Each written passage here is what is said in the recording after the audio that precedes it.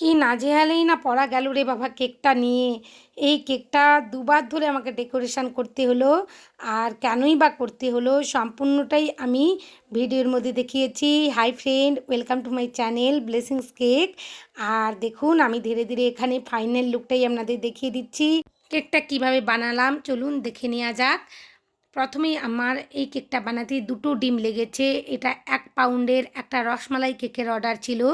যে ম্যাডাম আমাকে অর্ডার করেছিলেন উনি আমার কাছ থেকে সবসময়ই কেক নিয়ে থাকেন। এখানে আমি যা কিছু কেক বানানোর জন্য ব্যবহার করছি সমস্ত কিছু রুম টেম্পারেচারে নিয়েছি।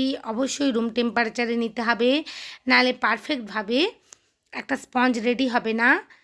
এইভাবে চিনিটা স্টেপ বাই স্টেপ দিতে থাকবো। 2 থেকে 3 মিনিটের মধ্যেই চিনিটা দেওয়া শেষ করে দেব। একবার শেষ পর্যন্ত টানা যাবে না, তাহলে চিনির দানা আস্ত থাকলে ফোমটা বসে যাওয়ার সম্ভাবনা থাকবে। তারপর 4 থেকে 5 মিনিট খুব ভালোভাবে ইলেকট্রিক বিটার কাঁটা হাই রেখে একেবারে সুন্দরভাবে বিট করে নেব। চিনি আর ডিমটা খুব ভালোভাবে মিশে গেছে, একটা ফোমি ভাব হয়ে গেছে। এই পর্যায়ে সে তেল আর এসেন্স দিয়ে দিলাম। আর একটা স্ট্রেনারের মধ্যে আমি ময়দাটা চেলে নিচ্ছি। খুবই আলতো হাতে একটা হ্যান্ড উইক্স দিয়ে মাখিয়ে নিতে হবে। এখানে কখনোই তাড়াহুড়ো করা যাবে না। ময়দাটা স্ট্রেনারের সাহায্যে ধীরে ধীরে দিচ্ছি, আর একটা হ্যান্ড উইক্সের সাহায্যে আমি ময়দাটা মাখিয়ে নিচ্ছি।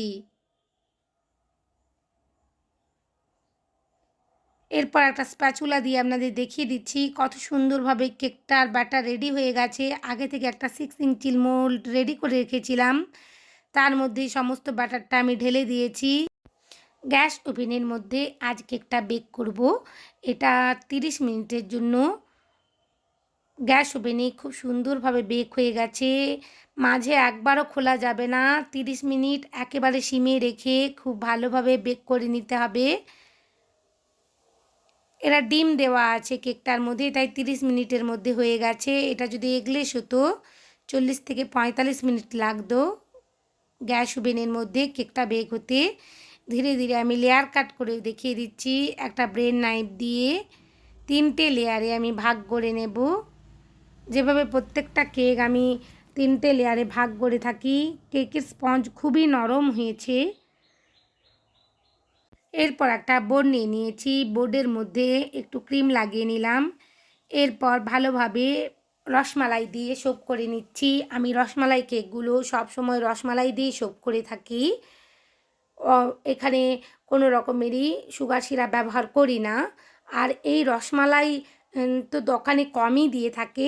সবসময় বন্ধুরা বাড়িতে 1 প্যাকেট দুধ নিয়ে এসে ভালোভাবে জাল দিয়ে ফুটিয়ে নিতে হবে গ্যাস ওভেনের মধ্যে। আর একেবারে যখন একটু গাঢ় হয়ে যাবে, জল ভাবটা কেটে যাবে দুধের, সেই অবস্থায় মিষ্টিগুলো আর দোকান থেকে কেনা রসমালাইটা দিয়ে ভালোভাবে এসেন্স দিয়ে মিশিয়ে নিলেই, আর 2 টেবিল স্পুন সুগার দিয়ে দিলেই খুব সুন্দর বাড়িতে একটা রসমালাই রেডি হবে।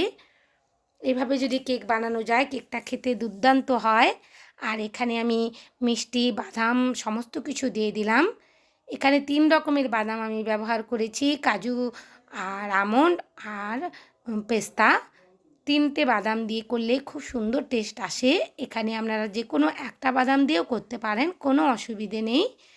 একই রকমভাবে আমি দ্বিতীয় লেয়ারটাও বসিয়ে সোপ করে নিয়েছি, আর ক্রিম দিয়ে ভালোভাবে ক্রাম কোটিং করে নেব।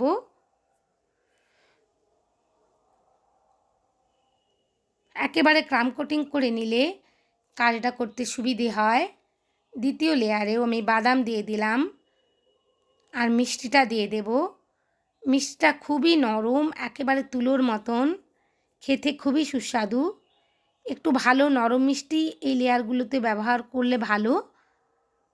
একই রকমভাবে আমি তৃতীয় স্পঞ্জটাও বসিয়ে দিয়েছি। আমার মনে হলো এটা একটু উল্টে দিলেই ভালো হবে, তাই আমি আবার ঘুরিয়ে করে নিলাম, স্পঞ্জটা রেখে দিলাম, প্লেস করলাম। একই রকমভাবে সোপ করে নিলাম রসমালাই দিয়ে, আর একটু ক্রিম দিয়ে দিয়েছি। ভালোভাবে লেয়ারে ভরে নেব আর একেবারে ক্রাম কোটিং করে নেব। আমার যে সমস্ত বিগিনার বন্ধুরা কেক বানাচ্ছেন, ক্রামগুলো কিছুতেই ম্যানেজ করতে পারছেন না তাদের উদ্দেশ্যে আমি বলবো, সব সময় বন্ধুরা ক্রাম কোটিং করার পর ফ্রিজের মধ্যে 15 থেকে 20 মিনিট, হাতে যদি বেশি সময় থাকে আধ ঘন্টা বা 1 ঘন্টা রাখলেও কোনো অসুবিধে নেই। যদি হাতে বেশি সময় থাকে ফ্রিজের মধ্যে অবশ্যই সেট করে নেবেন ক্রাম কোটিং করার পর। আর বোর্ডটা অবশ্যই ক্লিন করে নিতে হবে। আমি বোর্ডটা ক্লিন করে নিলাম, নাহলে ওই ক্রামগুলোই পরে অসুবিধে করবে।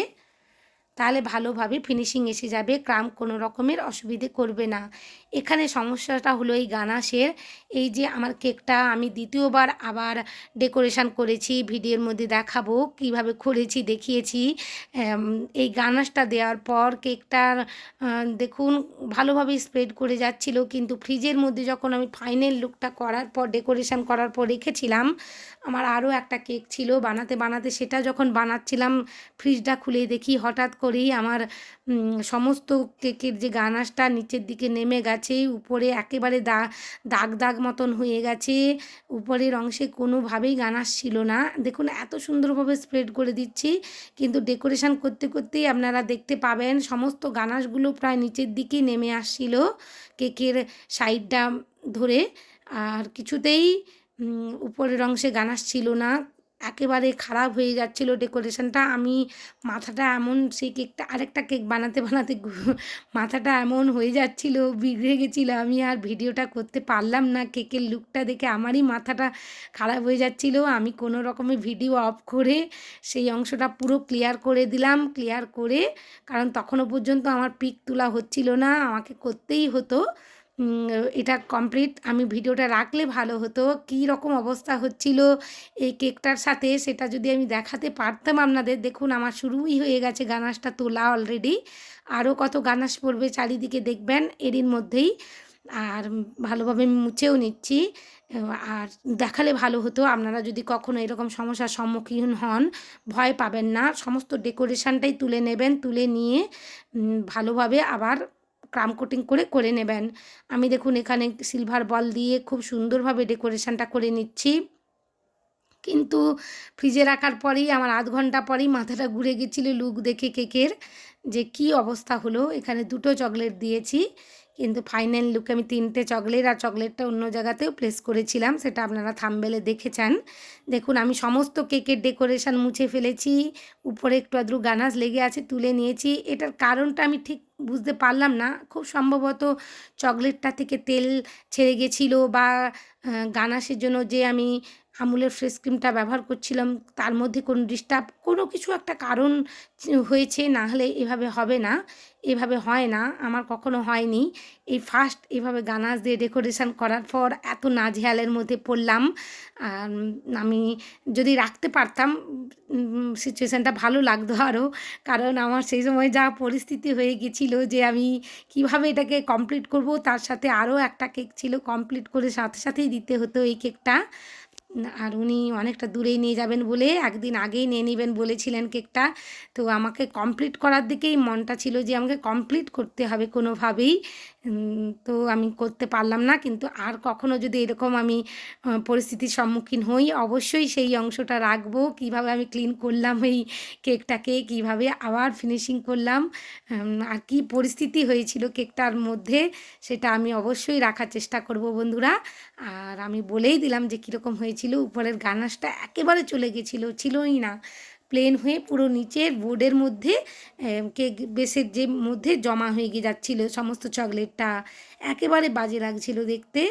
তাই আমি, আর এটা আমাকে 1 ঘন্টার মধ্যেই কেকটা বানানোর শেষ হলেই ডেলিভারি দেওয়ার কথা ছিল, যে আপনি ডেলিভারিটা তাড়াতাড়ি দিয়ে দেবেন, আমি ফ্রিজের মধ্যে রাখবো আর ভোরবেলা উঠেই নিয়ে যাব।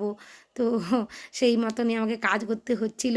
আবার আমি গানাশটা রেডি করেছি, এবার গানাশটা আমি কোনো রকমের ফ্রেশ ক্রিম দিচ্ছি না বা হুইপ ক্রিমও দিচ্ছি না, কেবলমাত্র 2 টেবিল স্পুন, এখানে 100 গ্রাম চকলেটের সাথে 2 থেকে 3 টেবিল স্পুন গরম দুধ দিয়ে দিয়েছি, খুব সুন্দরভাবে গানাশ রেডি হয়ে গেছে। এরপর একেবারে পারফেক্টভাবে কেক একটা ডেকোরেশন করেছি, কোনো রকমেরই অসুবিধে হয়নি, কেকটা ওনাদের খুবই পছন্দ হয়েছে। আর আপনাদের যদি ভালো লেগে থাকে কেকের ডেকোরেশনটা, তাহলে প্লিজ আমার চ্যানেলটা সাবস্ক্রাইব করবার জন্য অনুরোধ জানালাম। আর পাশে থাকা বেল আইকনটি ক্লিক করতে ভুলবেন না বন্ধুরা, যাতে সমস্ত ভিডিওর নোটিফিকেশান আপনাদের কাছে পৌঁছে যায়। লাইক শেয়ার কমেন্ট অবশ্যই করবেন। আপনাদের লাইক শেয়ার কমেন্ট আমাকে নতুন নতুন কেকের ডিজাইন করতে, কাজ করতে উৎসাহিত করে। আর অবশ্যই আমার চ্যানেলে নতুন বন্ধু হয়ে থাকলে চ্যানেলটা সাবস্ক্রাইব করবার অনুরোধ জানালাম বন্ধু। দেখুন আমি এখানে বোর্ডটা ভালোভাবে ক্লিন করে নিয়েছি। একই রকমভাবে আমি 46 নোজেল দিয়ে আবার ডিজাইন করে নেব। এখানে স্কি ওয়ার দিয়ে দাগটা কেন দিলাম, কারণ এখানে গানাশ দিয়েছি। ক্রিমের কাজ যখনই করতে যাব গানাশটা সরে যেতে থাকবে, গানাশের মধ্যে ক্রিমটা কখনোই সেট হবে না। তাই গানাশ বা পাইপিং জেলে দিয়ে ডেকোরেশন করার পর যখনই কেকের মধ্যে ক্রিম দিয়ে কাজ করতে যাবেন, এইভাবে একটা স্কিওয়ার দিয়ে আলতো করে দাগ করে দেবেন, যাতে সেই জায়গাটা একটু রাফ হয়ে যায় আর ক্রিমের কাজটা খুব ভালোভাবে করা যায়। আর খুব ভালোভাবে আমি একই রকমভাবে ডেকোরেশন করে নিলাম, কিন্তু উপরের ডেকোরেশনটা একটু আলাদা করেছি। এখানে 3টে হার্ট শেপের চকলেট দিয়ে দিয়েছি, আর এই যে ক্রিমের কাজটা করেছি ওর মধ্যেই গোল্ডেন কালারের স্প্রিঙ্কেল ছড়িয়ে দিচ্ছি। আর প্রথমটায় আমি নিচের অংশে দিয়েছিলাম গোল্ডেন কালারের স্প্রিঙ্কেল। আর কোনো ভয় পাওয়ার কিছুই নেই, এরকম পরিস্থিতিতে পড়লে মোকাবিলা করতে হবে, এগিয়ে যেতে হবে। এভাবেই আমি করেছি। অনেক ধন্যবাদ বন্ধুরা আমার সাথে থাকার জন্য। খুব ভালো থাকবেন সবাই।